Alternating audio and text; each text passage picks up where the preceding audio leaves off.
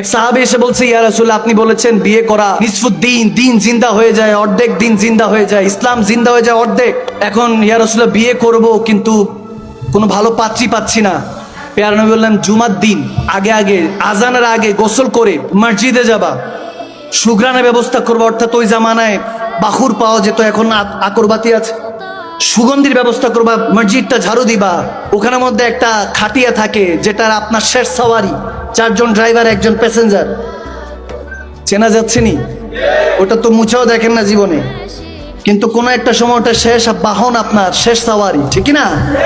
আমার নবী বলতেছেন, মসজিদে জুমার দিন যাবা, দুরূদ শরীফ পড়তে পড়তে মসজিদটা ঝাড়ু দিবা, আগরবাতি লাগাবা, খুশবু ব্যবস্থা করবা, বাখুর দিবা, খুশবুর ব্যবস্থার পর ওই তোমার শেষ খাটিয়াটাকে পরিষ্কার করবা, করার পর দুরূদ শরীফ পড়বা, পড়ে আজানের জন্য অপেক্ষা করবা, আজানের উত্তর নিবা, ইমাম সাহেবের খেতাবাত শুনবা, তারপর নামাজ পড়বা, 2 রাকাত ওই জুমার নামাজ পড়ে রব্বে করিমের কাছে যা চাইবা, আল্লাহ তেমন জীবন সঙ্গী তোমার জন্য ব্যবস্থা করে দিবে।